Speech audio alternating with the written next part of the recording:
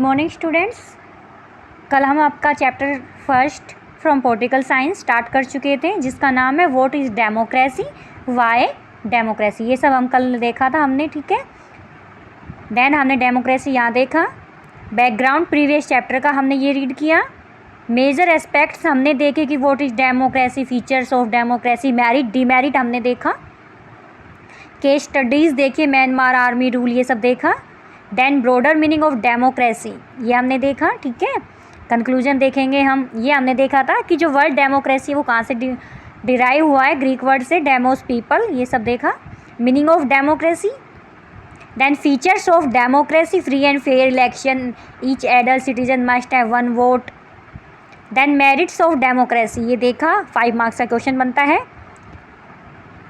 Demerits और drawbacks, changing in a democracy leads to instability, ये भी देखा था। अब हम देखिए distinguish between democratic and non democratic government.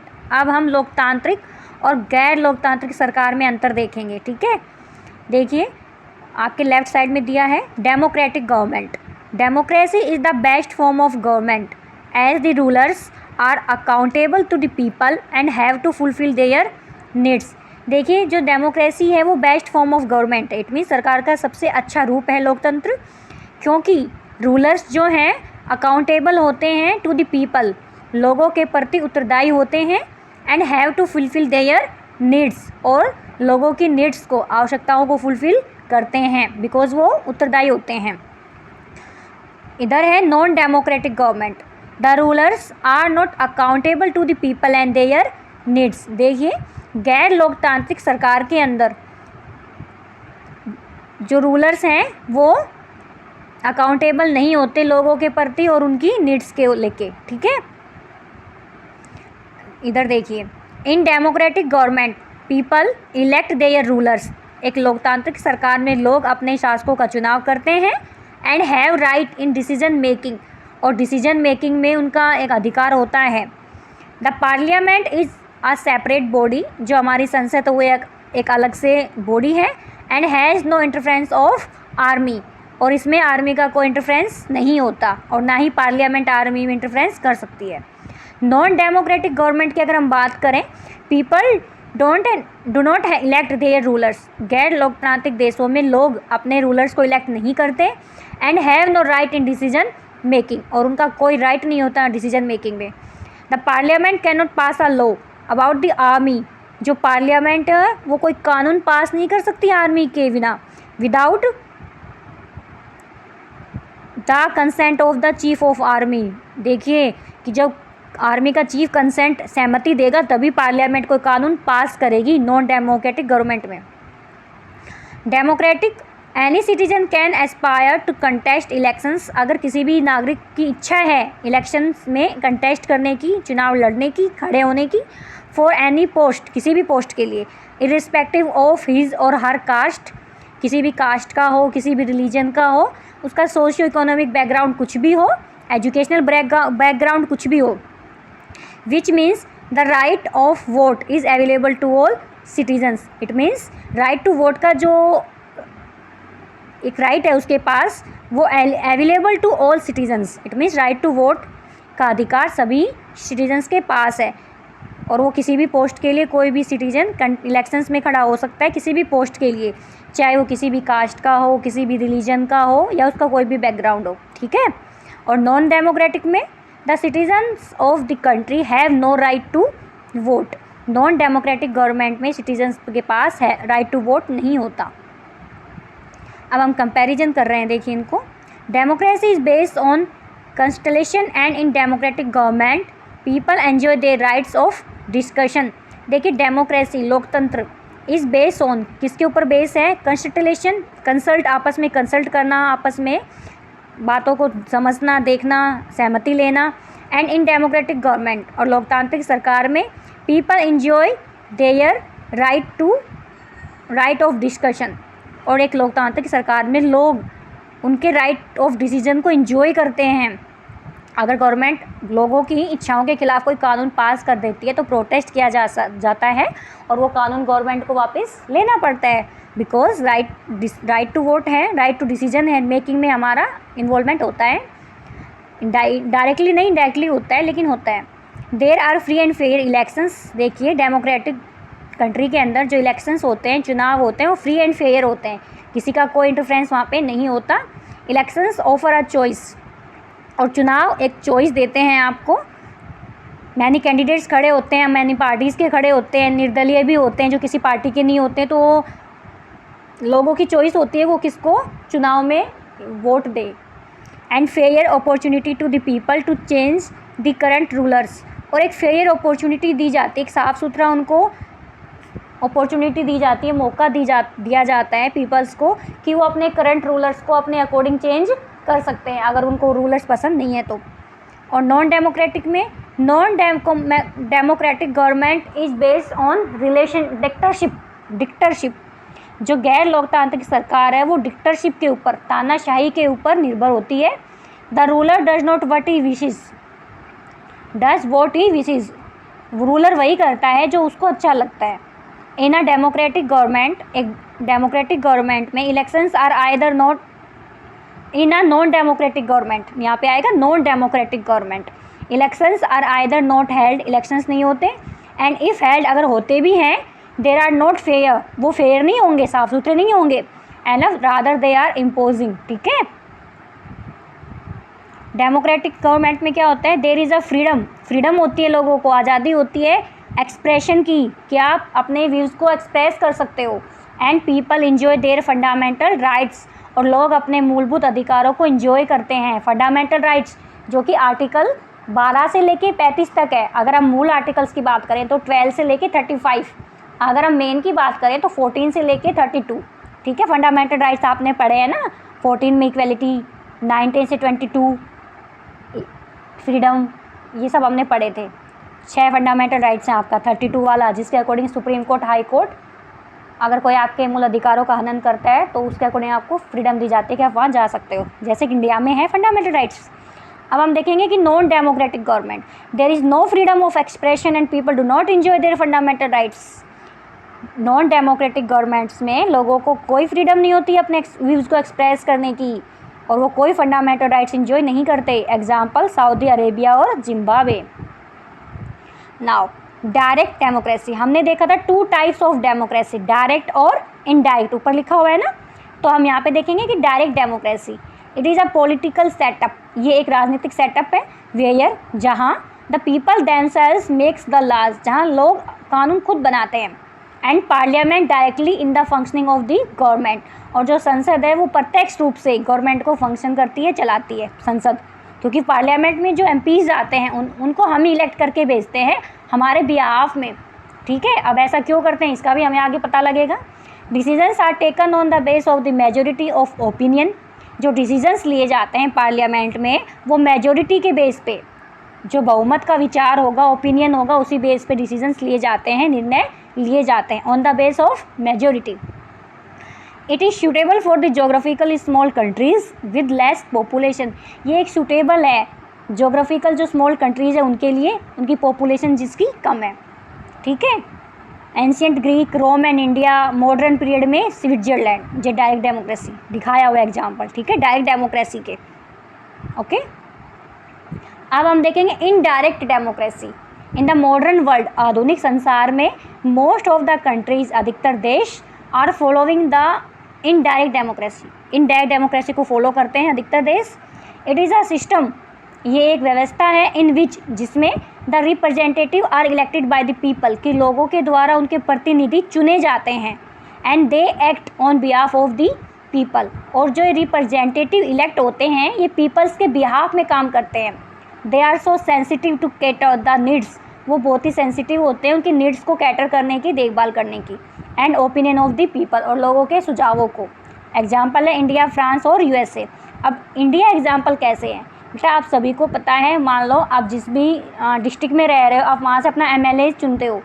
मान लो आपके एमपी में टोटल 50 डिस्ट्रिक्ट्स हैं, तो 50 डिस्ट्रिक्ट हैं तो 50 एमएलए चुने गए, या फिर हो सकता है 2 डिस्ट्रिक्ट का एमएलए बना दिया गया, जो भी है वो पॉपुलेशन के हिसाब से बनाए जाते हैं, कॉन्स्टिट्यूएंसीज, रीजन, निर्वाचन क्षेत्र। तो उस हिसाब से सभी एमएलए अपने में से मिलके एक सीएम को, उसमें से अपने आप में से एक सीएम को बनाते हैं। तो देखिए जो MLAs हैं वो हमारा रिप्रेजेंट कर रहे हैं, ठीक है, वो हमारे बिहाफ में एक्ट कर रहे हैं। बिकॉज हम सारे लोग तो जाके विधानसभा में नहीं बैठ सकते, इतनी ज़्यादा पॉपुलेशन है। और अगर हम इंडिया की बात करें तो सभी MPs पार्लियामेंट में बैठते हैं, लेकिन अगर मान लो ऐसा ना हो तो क्या पूरा इंडिया की पॉपुलेशन जाके संसद में बैठ सकती है क्या? चलो जगह बना दी गई, तो क्या सभी लोगों के पास इतना टाइम है या सभी लोग इतने एजुकेटेड हैं कि हर एक डिसीजन में अपना पार्टिसिपेशन कर सकें? तो ये रिप्रेजेंटेटिव जिनको हम बाय वोटिंग वोट करके इलेक्ट करते हैं वो हमारे बिहाफ में एक्ट करते हैं, ठीक है। ये इनडायरेक्ट डेमोक्रेसी है इंडिया के अंदर। इट मीन्स वो इनडायरेक्ट रूप में हमारा ही काम कर रहे हैं, हमारी नीड्स को कैटर कर रहे हैं, हमारे ओपिनियंस को देख रहे हैं। Case studies Pakistan, Saudi Arabia, China, Mexico, Fiji, Sri Lanka, Zimbabwe. अब पाकिस्तान का हम देखें, general Pervez Musharraf led a military coup in act 1999। 1999 में पाकिस्तान में general Pervez Musharraf military coup, it means military को लीड कर रहे हैं, सेना, पाकिस्तान में सेना की चलती है। ही ओवरथ्रू द डेमोक्रेटिकली इलेक्टेड गवर्नमेंट। इन्होंने क्या किया, जो डेमोक्रेटिकली जो लोकतांत्रिक सरकार थी ना उसको ओवरथ्रू कर दिया, हटा दिया परवेज़ मुशर्रफ ने। He declared the chief executive of the country. उसने पूरी कंट्री को डिक्लेयर कर दिया खुद को चीफ एग्जीक्यूटिव कि मैं मुख्य अधिकारी हूँ। इन 2002 में he change his position to president. उसने अपनी पोजीशन को ही चेंज कर दिया प्रेसिडेंट से, राष्ट्रपति से। Then held a referendum 5 years extension. और उसके बाद उसने रिफरेंडम 5 years एक्सटेंशन कर लिया अपने उसको, ठीक है, रिफरेंडम अब वापस से 5 year एक्सटेंशन खुद की उसको और बढ़ा लिया चुनाव को। Media, human right organisations and democratic activities said referendum was based on malpractices and fraud. Referendum होता है कि मीडिया जो है, human right organisations, democratic government,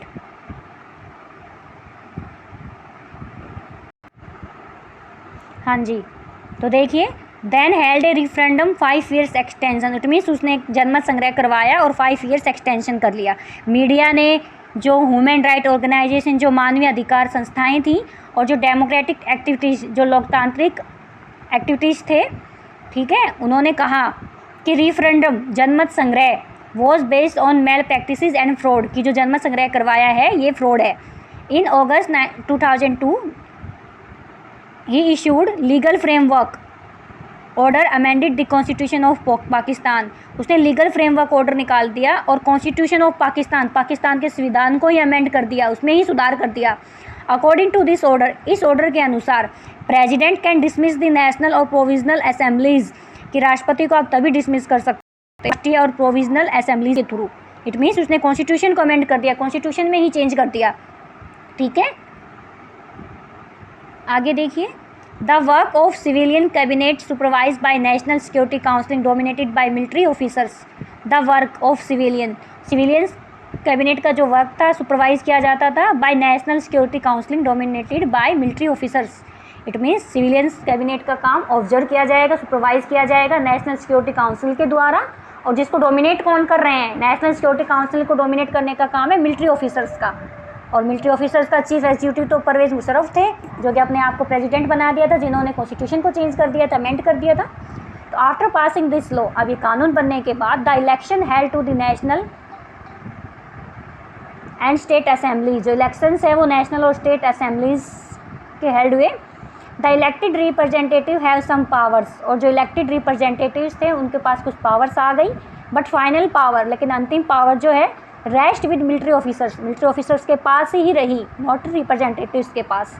and general Pervez Musharraf, it means last में सबसे supreme power general Pervez Musharraf के पास रही। Check this incidents along with the features of democracy.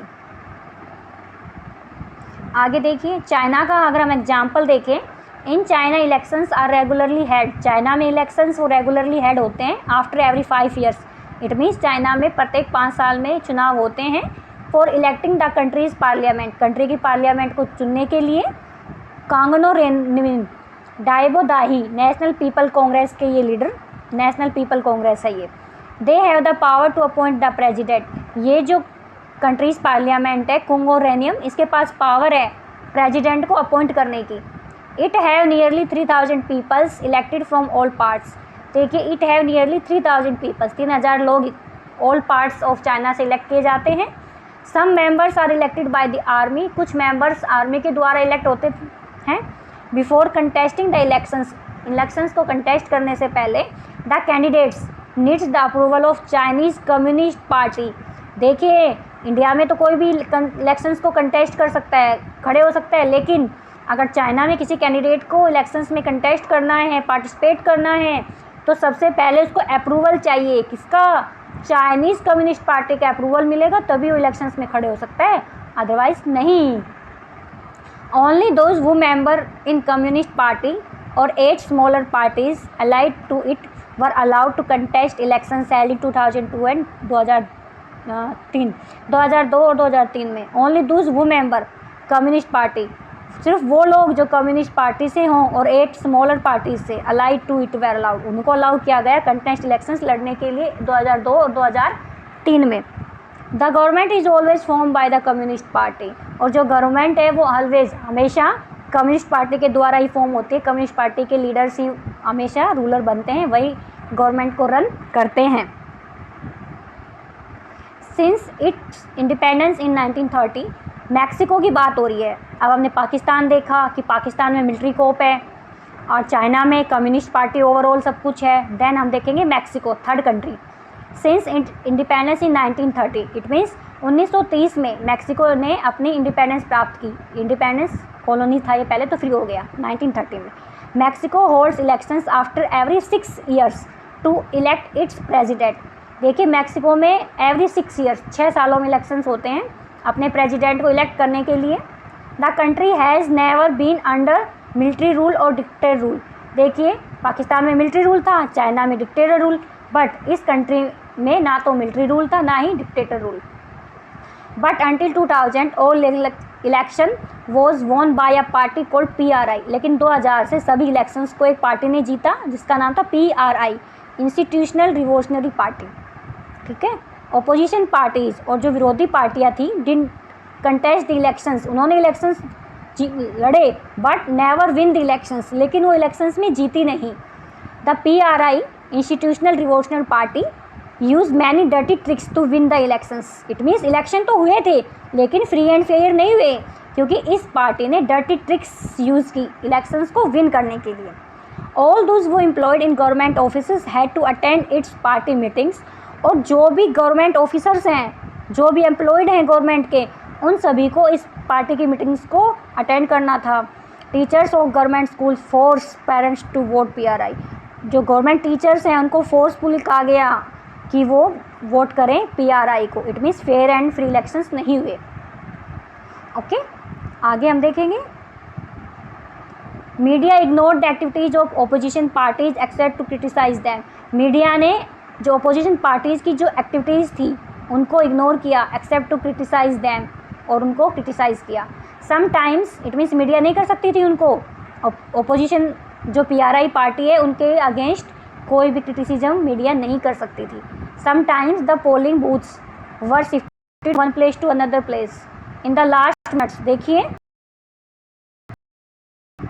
जो पोलिंग बूथ होते हैं ना उनको चेंज कर दिया जाता था, शिफ्ट कर दिया जाता था एक जगह पे दूसरी जगह पे, which made difficult to the people cast their votes, जिससे कि लोगों को मुश्किलें खड़ी होती थी, परेशानियां होती थी उनके वोट्स को देने में। The PRI institutional resource planning a large some of money in the companion for its candidate. ये तो हर पार्टी करती है कि large some of money, PRI ने बहुत ज़्यादा मनी खर्च की अपनी कैंपेनियन में, अपनी रैलिंग्स में, अपने कैंडिडेट्स के ऊपर। Check this incident along with the features. तो आपको डेमोक्रेसी के फीचर्स देखने हैं और आपको बताना है कि ये डेमोक्रेसी से रिलेटेड है या नहीं। अब सऊदी अरेबिया हम नेक्स्ट वीडियो में देखेंगे। अभी हमने 3 कंट्रीज़ को देखा है, पाकिस्तान, चाइना एंड मैक्सिको। अब तीनों को अच्छे से देखना है। Okay, thank